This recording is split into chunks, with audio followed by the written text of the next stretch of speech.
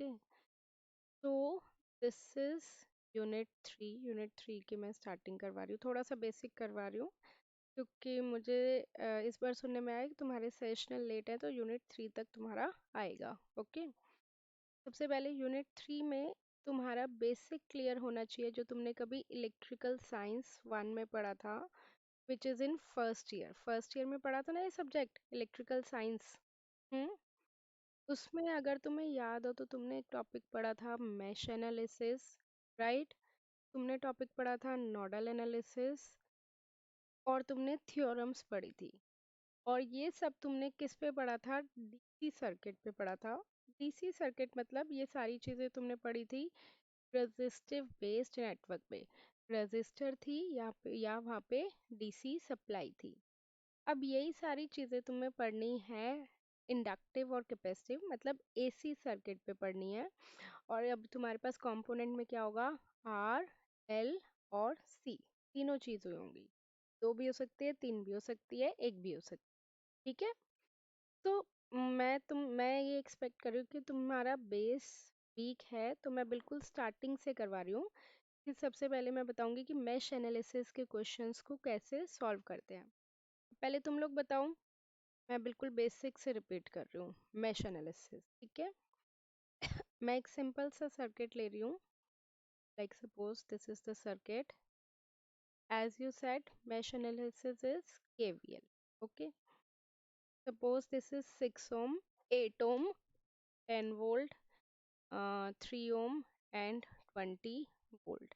And in this question they ask you to calculate current in 3 ohm, right? So what is our step number 1 which we have done? We have to see how many number of meshes is there. Number of meshes is 2. So how can we identify? जैसे मान लो, जैसे मैं पहले भी बच्चों को यही बताती थी कि मान लो कि ये तुम्हारा घर है, पूरा ये सर्किट तुम्हारा घर है। अब तुम बताओ इस घर में कितने कमरे हैं, ये बताओ। दो कमरे हैं।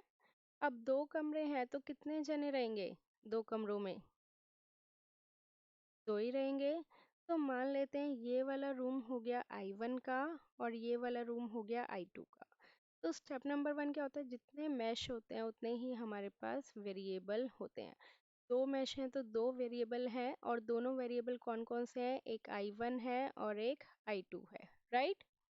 Step number 1 done. Step number 2 क्या होता है? इसमें हमारे पास मार्क करंट डायरेक्शन, हमें करंट की डायरेक्शन मार्क करनी होती है। अब देखो तुम्हारी मर्जी है ना, तुम अपने रूम में कैसे घूमोगे। तुम चाहो, तुम मतलब I1 मान लो तुम हो और I2 मान लो तुम्हारा दोस्त है। तुम चाहो तो दोनों अपने रूम में क्लॉकवाइज घूम सकते हो, चाहो तो दोनों एंटी क्लॉकवाइज घूम सकते हो, एक क्लॉकवाइज एक एंटी क्लॉकवाइज, या एक एंटी क्लॉकवाइज और एक क्लॉकवाइज, राइट? तो बेसिकली कहने का मतलब है तुम्हारी मर्जी है, तुम कोई भी डायरेक्शन ले लो, कोई हार्ड एंड फास्ट नहीं है कि तुम्हें यही डायरेक्शन लेनी है।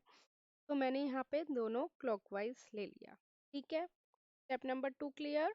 बोलो यहाँ तक किसी को कोई दिक्कत?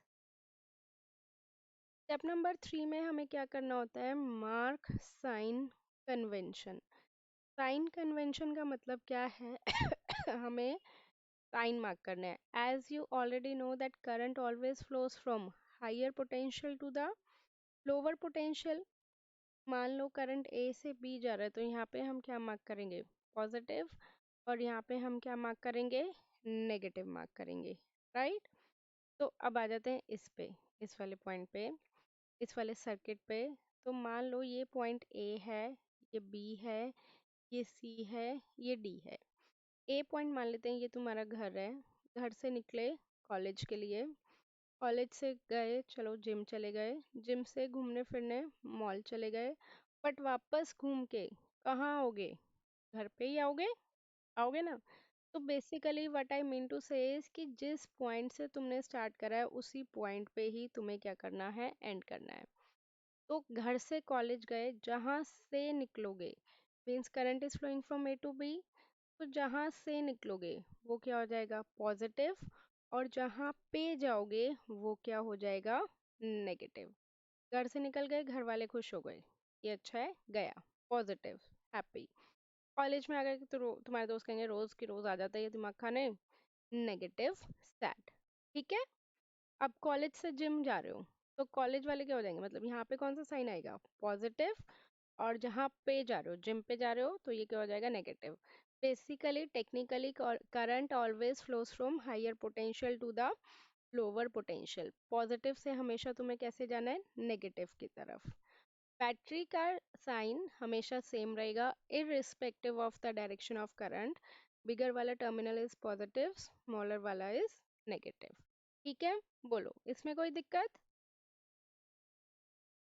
स्टेप नंबर 4 पे आ जाओ। साइन मार्क कर लिए। Step number 4, now we have to apply KVL in mesh 1। Mesh 1 कौन सा है तुम्हारा, ए बी सी डी। ठीक है। तुम जहां से स्टार्ट कर रहे हो घूम फिर के तुम्हें वहीं पे आना है। बट एक कंडीशन है कि जो जो तुम्हारे रास्ते में सेकंड साइन आता जाएगा तुम्हें उसको लेते हुए चलना है। ए से बी गए तो सेकंड साइन कौन सा आ रहा है, पॉजिटिव या नेगेटिव, बताओ मुझे।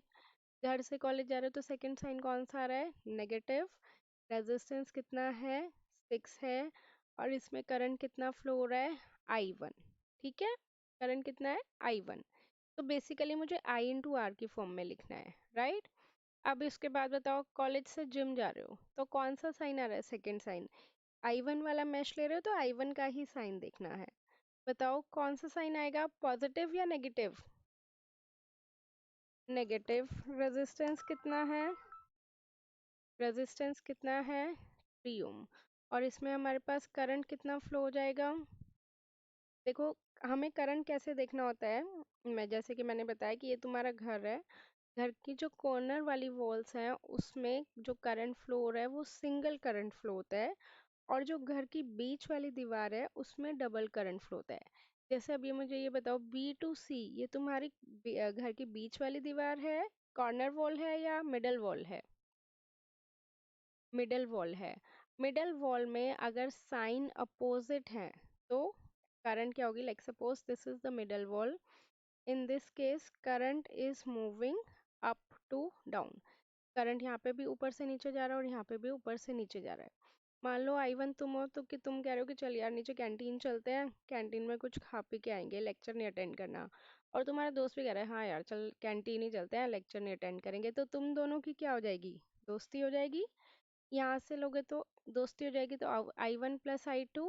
और ये कितना हो जाएगा, I2 + I1। ठीक है। अब दूसरा केस ले लो कि तुम कह रहे हो कि यार चल नीचे कैंटीन चलते हैं, मैम का लेक्चर समझ में नहीं आ रहा। पर तुम्हारा दोस्त कहता है कि नहीं यार मैं तो कैंटीन नहीं जाऊंगा, मैं तो लेक्चर ही अटेंड करूंगा। तो वो ऊपर जा रहा है। तो अब क्या तुम दोनों की दोस्ती होगी, नहीं होगी ना। तो ये कितना हो जाएगा, I1 - I2। और ये कितना हो जाएगा, I2 - I1। ठीक है, हो जाएगा ना। तो बेसिकली अगर करंट की सेम डायरेक्शन होती है तो वो क्या होता है, ऐड होता है। और अगर करंट की अपोजिट डायरेक्शन होती है तो वो क्या होता है, सब्ट्रैक्ट होता है ना। अगर I1 मैश लोगे तो I1 पॉजिटिव, मतलब I1 को क्या लगेगा कि भाई मैं ठीक हूँ, दूसरे वाला गलत है तो वो नेगेटिव। I2 को क्या लगेगा, मैं तो लेक्चर अटेंड करने जा रहा हूँ, मैं ठीक हूँ, और दूसरे वाला नेगेटिव। ठीक है। तो अब यहाँ पे देखो, अगर करंट की डायरेक्शन सेम है तो फिर हमारे पास क्या होगा, साइन भी सेम होंगे। और अगर करंट की डायरेक्शन अपोजिट है तो साइन भी क्या होंगे, अपोजिट होंगे। करेक्ट। यहाँ तक बोलो, यहाँ तक कोई दिक्कत। तो वापस आ जाओ इस पे, -3। ये कितना हो जाएगा, I1 मैश ले रहे हैं। अब ये बताओ I1 और I2 क्या होंगे, अपोजिट है, साइन भी अपोजिट है, तो ये I1 - I2। ये मत देखना कि दोनों क्लॉकवाइज है। यहाँ से देखो, अगर ये क्लॉकवाइज है और ये एंटी क्लॉकवाइज है तो दोनों की डायरेक्शन क्या बनती है, सेम।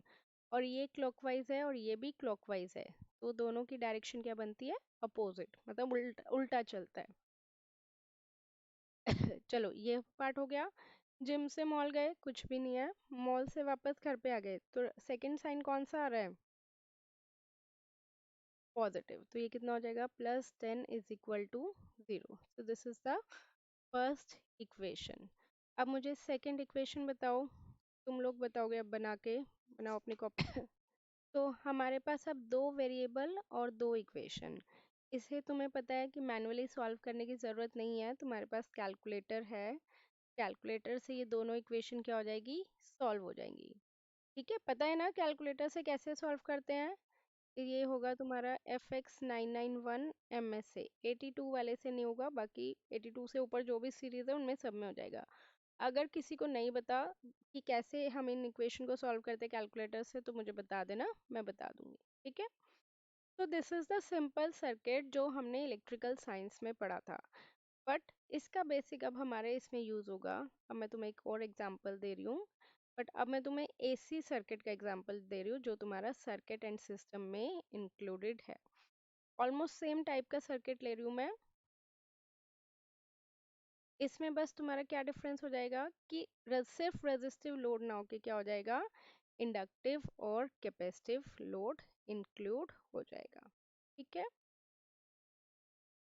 ये क्वेश्चन है, इसमें ये दिया हुआ है 45 एंगल 30 डिग्री, इसकी वैल्यू दी हुई है -j2 ओम, इसकी वैल्यू दी हुई है j4 ओम, इसकी वैल्यू दी हुई है 3 + j9 ओम, और इसमें हमसे पूछा हुआ है find current in 3 ohm suppose. Okay, तो इसके लिए तुम्हें थोड़ा सा और बेसिक जाना पड़ेगा इलेक्ट्रिकल साइंस के, जो तुमने कभी AC सर्किट में पढ़ा था।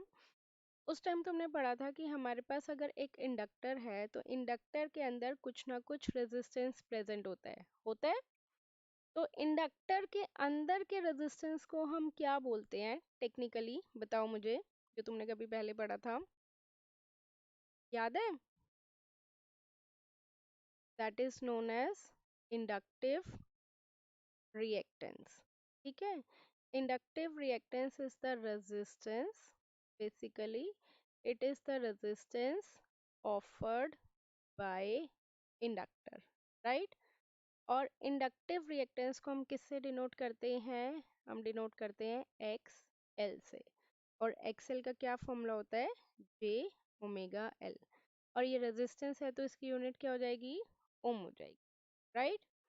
इसी तरह अब मुझे बताओ कैपेसिटर के रेजिस्टेंस को हम किससे डिनोट करते हैं, हम्म,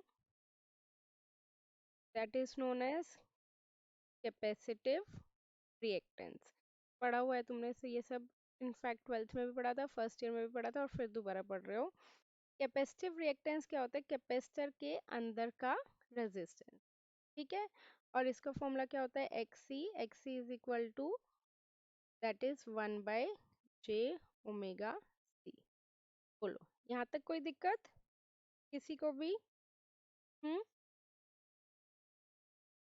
ये क्लियर है? अब एक चीज और तुम्हें पता होनी चाहिए, हमारे पास दो फॉर्म होती है। एक होती है हमारे पास रेक्टेंगुलर फॉर्म, और एक होती है हमारे पास पोलर फॉर्म। याद है, तुमने कन्वर्जन भी पढ़ी थी। रेक्टेंगुलर फॉर्म में हम सिर्फ एडिशन और सब्ट्रैक्शन कर सकते हैं, पोलर फॉर्म में हम सिर्फ मल्टीप्लिकेशन और डिवीजन कर सकते हैं।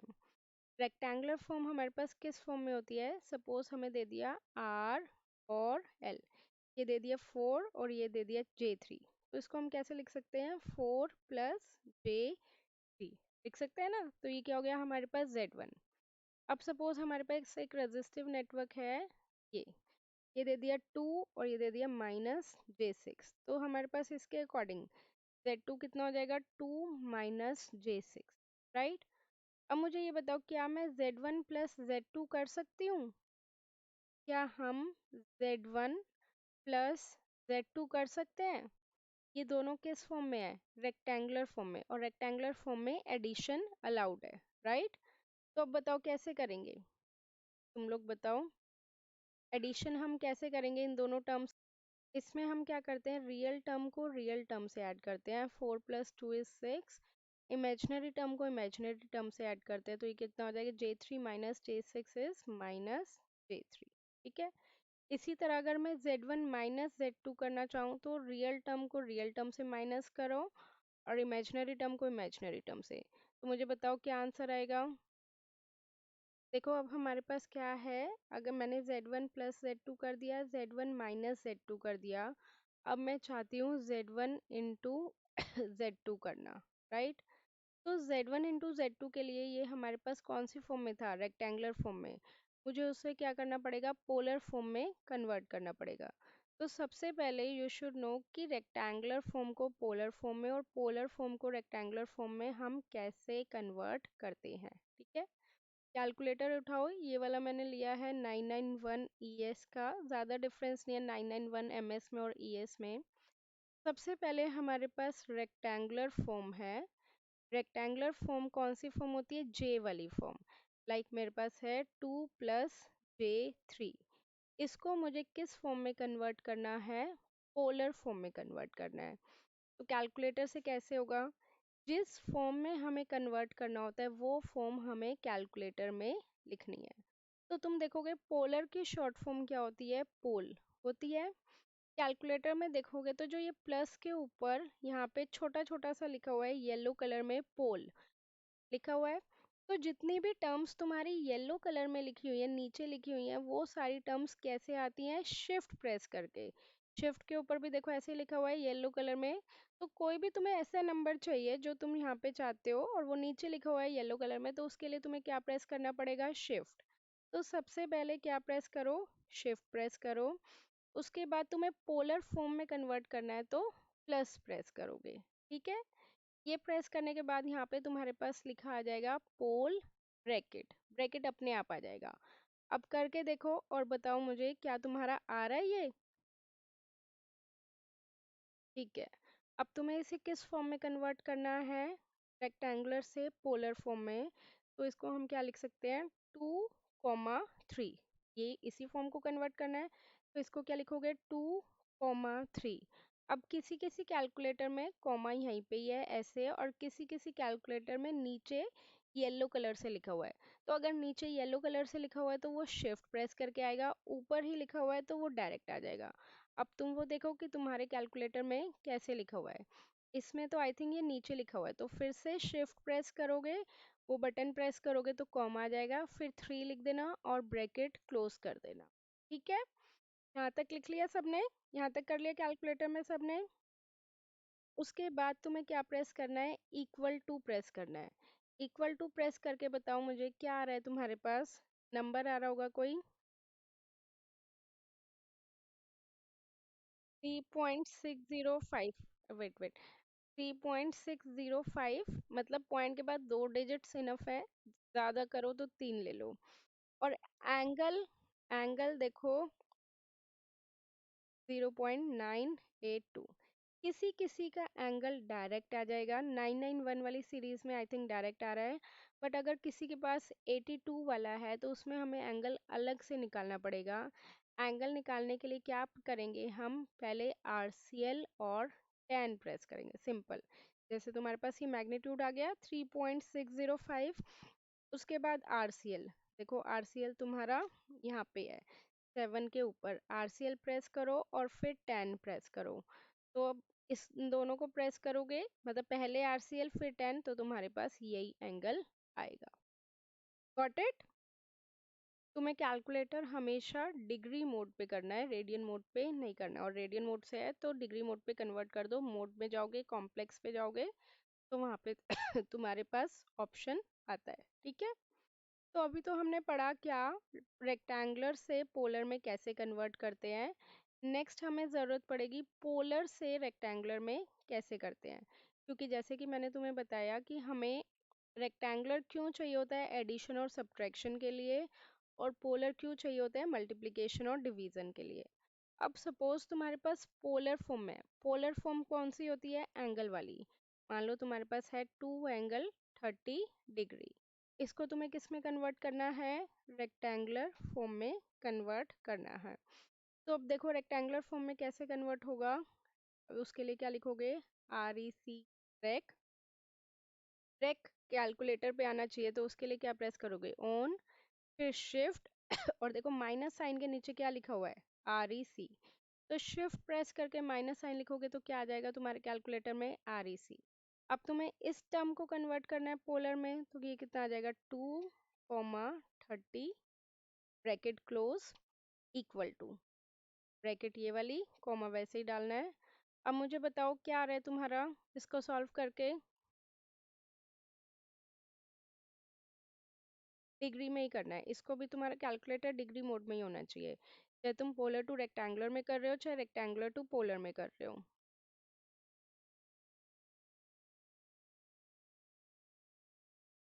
1.73। अब तुम्हें इमेजिनरी कंपोनेंट भी चाहिए, किसी किसी कैलकुलेटर में डायरेक्ट आएगा और डायरेक्ट नहीं आ रहा तो RCL और फिर से 10 प्रेस कर दो। तो अब बताओ मुझे इमेजिनरी कंपोनेंट क्या आ रहा है RCL और 10 प्रेस करने से।